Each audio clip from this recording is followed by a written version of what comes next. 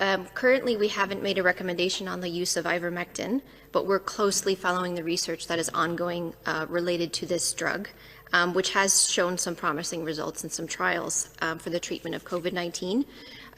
We are aware that there's currently data available of about 1,500 study patients, just slightly less than that, from 11 studies. And there's data expected from up to more than 7,000 patients in 56 studies. And these studies are of varying quality.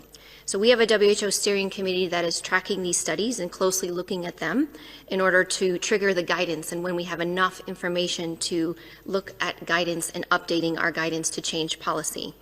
This may begin in the coming weeks. So any of the changes that come from WHO recommended treatments follow an expedited but an incredibly comprehensive review, which is shared with the public, which will be shared with the public at the earliest time that we can. And so, do you want to cover the second part? Thanks.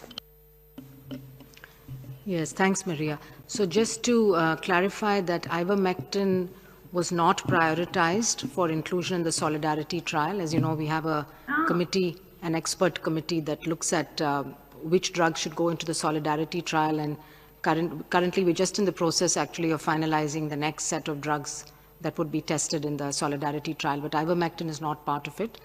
And just to add to what Maria was saying, we have this process of the living guidelines update, which means that we're tracking all the developments in the treatment of COVID-19, the different clinical trials that are going on all over the world, and we do living updates of the meta-analysis. So as every trial gets completed, it gets added on, and it adds to the weight of the evidence, and then the guideline development group actually looks at the evidence and then makes the recommendations, and then that gets updated on the living guideline platform.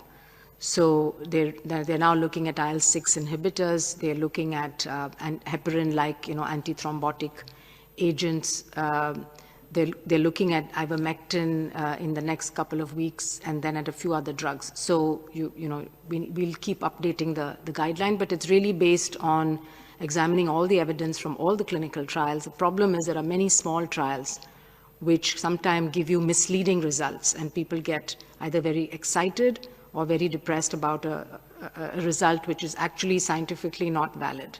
And so we have to be very careful when we interpret results from these small trials, and we need to really review the evidence as a whole. Thank you.